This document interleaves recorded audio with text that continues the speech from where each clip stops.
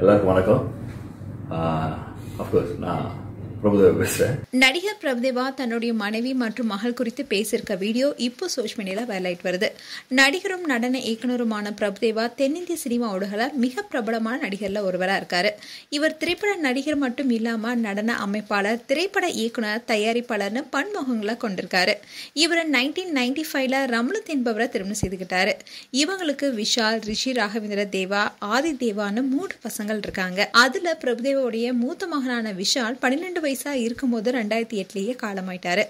நடன இயக்குனராக இருந்த பிரபுதேவா நடிகை ரோஜாவுடன் சேர்ந்து இந்து என்ற படத்துல ஹீரோவா அறிமுகமானாரு. இதை தொடர்ந்து ஹீரோவா தன்னுடைய பயணத்தை தொடர்ந்து வந்த இவர் ஒரு கட்டத்துல விஜயோடைய போக்கிரி படத்தின் மூலமா இயக்குனராகவும் அவதாரம் எடுத்தாரு. இந்த படம் இவருக்கு சிறப்பா அமைய அடுத்தடுத்து படங்களை இயக்கவும் ஆரம்பிச்சாரு. இந்நிலையில்தான் மனைவி ரமணத்துடன் ஏற்பட்ட கருத்து வேறுபாடு காரணமா விவாகரத்து பெற்று பிரிஞ்சாரு.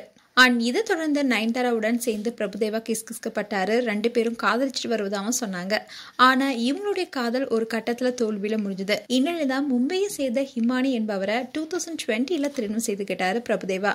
இவங்களுக்கு போன வருஷம் தான் பெண் குழந்தை பிறந்த நிலையில குழந்தைக்கு 1.5 வயசு ஆகிறதா பிரபுதேவா சொல்லியிருக்காரு.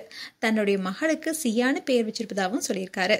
அதோட தனக்கு ஒரு பெண் குழந்தை இருப்பதை நம்பவே முடியலனோ, 50 வயசுல தனக்கு பெண் குழந்தை இருப்பதை நினைச்சு ரொம்பவே பூரிப்பா இருக்கணும், தன்னுடைய வயசை 25 உணரும்படி தன்னுடைய குழந்தை தன்னை மாட்டிருப்பதாகவும் ரொம்பவே நிகழ்ச்சியா பேசியிருந்தாரு.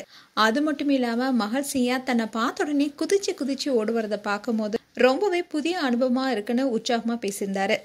பிரபுதேவாவுடைய அப்பாவுக்கு 3 பேருமே மகன்கள் என்ற நிலையில இவருடைய குடும்பத்துல பிறந்த முதல் பெண் குழந்தை சியா என்பதும் குறிப்பிடத்தக்கது. இவர் பேசிய இந்த வீடியோ இப்ப சோஷியல் மீடியால வைரலாயிட்டு வருது. மேலும் பிரபுதேவா குறித்து உங்களுடைய கருத்துக்களை கமெண்ட் செக்ஷன்ல சொல்லுங்க. இது போன்ற வீடியோஸை பார்க்க நியூஸ் தமிழ் கிளிட்ஸ் சேனலை சப்ஸ்கிரைப் பண்ணுங்க. மறக்காம நோட்டிபிகேஷன் பட்டனை கிளிக் பண்ணுங்க.